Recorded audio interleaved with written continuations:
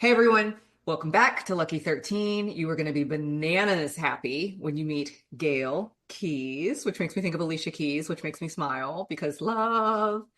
Gail is a fantabulous woman, and we are going to talk about one of the things that Gail models really well. I love the saying, "You are not too old, it is not too late." And Mhm. Gail lives that again and again. I know Gail looks 45, she's not, and she doesn't act 45 in the best ways. Gail is queen of reinvention. Also, Gail uses AI, which I'm like leery of AI. So I want Oh, to talk about you embracing it as you do, and I'm going to hit our timer. Gail, if there's anything, oh, y'all, Gail's the coach. Gail's a life and business coach, by the way. Like this is Gail.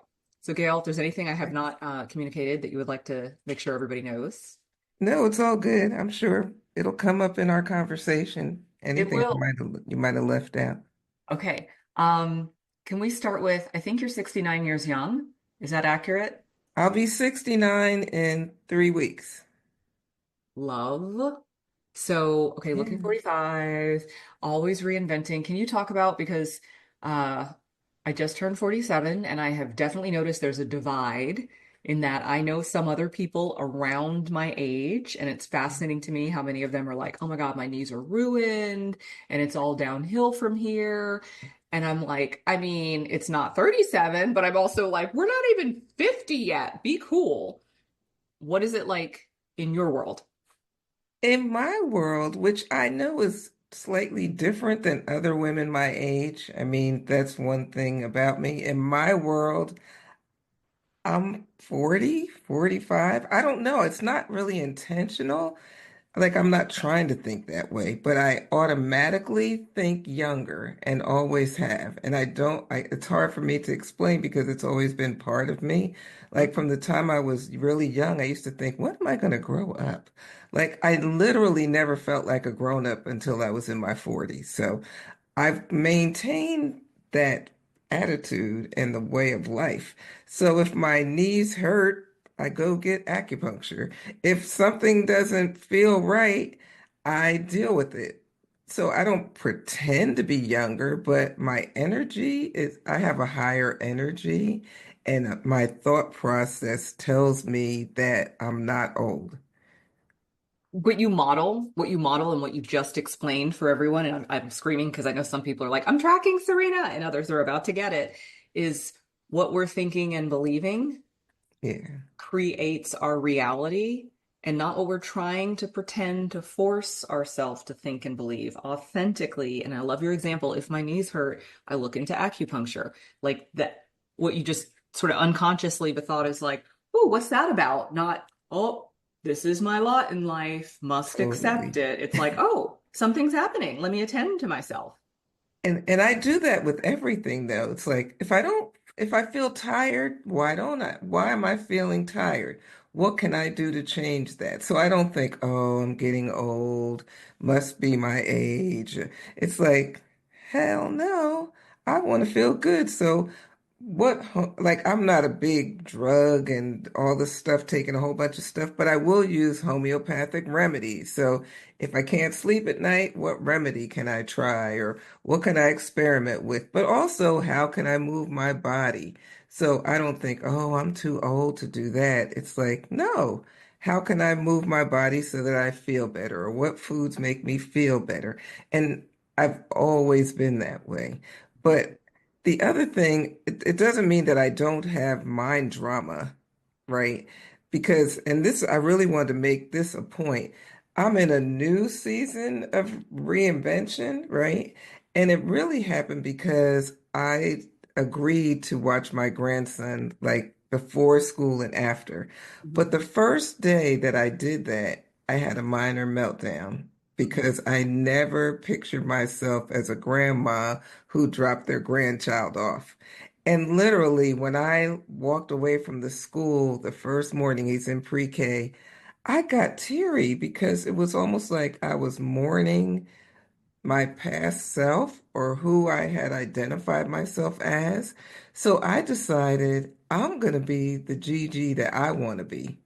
So I just started like deciding, okay, what are my new work hours? Like, what are my new business hours? How am I going to dress for my business? How am I going to show up in the day? And I started taking charge of the thing that was upsetting me. So it's like we have to take charge of our identity. Preach, preach. I feel like you just articulated it perfectly, especially after 40, which is Yeah, young by every measure, right. or in our world, and obviously if you're listening to this, is taking charge of our identity. Because what the culture, at least around the United States and generally globally, like, culture will tell us. I had a grandmother, my step grandmother used to say, um, and Thena, you've heard of Berthena. Thena was young, black, poor, and growing up in East Texas. And she said, you had to know who you were, or they would try to tell you. And Oh, yes. different, but same, same. It's like if we know who we are in the world, and I'm referring to age, I'm referring to any identity that anyone takes seriously and wants to take charge of lovingly, as you just said, because it's like the world will tell you after 40, it's over. The world will tell you after 50, it's over. The world will tell you. Absolutely. And you, will you please share like you starting your business and leaving corporate America? Because not, I think I would like more people to know they could do what you did. Everybody can do what I did if they want to. Like, it was a decision and it wasn't easy. I quit my job at 65, not having a big bank account, not having a whole lot of money in my 401k, not following all the rules that society, tells us. And I got coached though.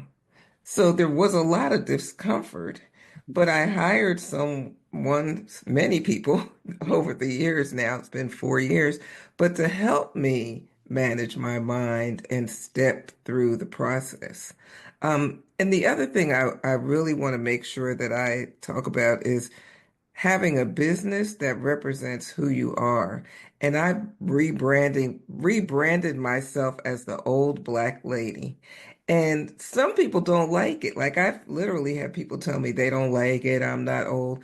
But I decided to embrace the thing that society is saying is negative about me. So Mhm. society is saying being old is negative, being black is negative, being a woman is beneath, man or negative. It's seen in a negative limelight. And I said, I'm going to be intentional about loving it all. Not that I never really had a problem with it, but I had a problem with being vocal about it.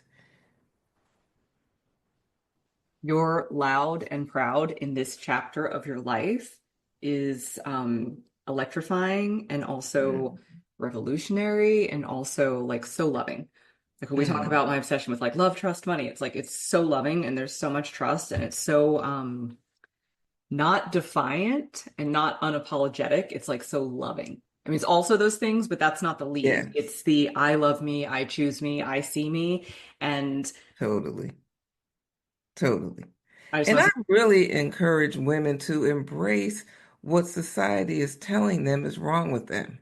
okay, so you know you're talking to the queen. So I just had my birthday and I've never been married. And all I get coached on for a couple of weeks now, in case anyone's confused, divorced would be a much better status based on then it would, and it's just what you're saying. Like these are only stories, Right. but the story that certainly I have felt some men activate in me and then I'm triggered is like, oh, you've never been chosen, or you're so broken, Mm, you've never effectively tried. And it's like, that's not actually true. But to our mhm. point, this is the cultural narrative. And it Yeah. takes more than just one time being like, that's not true. It's work. It is work. So I know we want to talk about AI. So Great. I love AI, and I have embraced ChatGPT since it first came out, and then I learned about Claude AI, and I love that too. Gemini is by Google. I'm not really loving that one, but I just want people to know that I was going to say it's a friend, but it can be a friend. Be a friend. Like it My can phone's a be, friend. it can be a partner, it could be a coaching buddy, and I don't see anything negative about it. They're going to get all our data anyway. They already have Oh, it. they already have it. So already I'm have not it. worried about it, No, but that's the true. biggest thing I'm excited about is I use it for style help. I Hmm. use it for skincare ideas. I use it for diet and business. So it's not like I only use it for one little piece. I use it for business. I use it for coaching notes. Like I'll put transcripts from coaching calls in AI and say, what's their next best step? Where are their triggers? Where are things going on? Most of the time, I saw it anyway, but Hmm. it's kind of a confirmation, and it does help you see things that you don't necessarily see. And you can give it its own identity. So I Hmm. can go in there and say, pretend you're my copywriter, or pretend you're my psychiatrist and tell me all about myself, or tell me what my strengths are. So I use it as a thought partner. That's Mm. how I use it. And I really want people to not be afraid of it. And I know that especially as we age, people get more and more afraid of technology. But my daughter's 36 and I teach her stuff about it. And people, that's the other thing. People assume because you're older, you don't know technology. Duh, I know a lot of technology and I'm not afraid of it. So I just really want to stamp out so many of these stereotypes. I appreciate that. Um, what would you say to someone who's like, "Oh, I want to be like you, Gail. I'm just sort of scared." And I know there's people, or what would you say to that person who's like, I'm just not like you." What would you like to share Oh, with them? yes, I hear that a lot. I'm not like you. Even my daughter tells me I'm not like you. You don't have to be like me. It's the important thing is to go after what you desire. If you don't want to be miserable, if you want to feel younger, or if you have these big goals or these things you're afraid to do, then work with someone that can hold your hand and walk you through because we can't do it by ourselves. If we could, we would have already done it. So you don't have to be like me, but I would say embrace getting help and stop being embarrassed that you're in the situation that you're in. That's what I would say. Because you're not going to be like me. There's only one of me. There's only one of you. But what's the best version of you? So well said. Can you believe it? We're going to end early because that's just mic drop, Gail. We can't top that. It's just what you said. Like, there's only me, but there's also only you. And thank you so much for being here. We're going to include all Thank the links so you. people can connect with you. But where's your like Okay. favorite place? Where's the one place that you're like, start here? Well, right now, Substack. Substack is my jam, and I got community going and people opting in like crazy. I just want to celebrate. I looked at 280 new subscribers in less than 30 days. Okay? That's phenomenal. That's so wild. That's so on brand for you, Yes, Gail. so come find me on Substack, Old Black Lady on Substack. Yes. All right. Easy breezy. Gail, thank you for being here. Thank you for having me.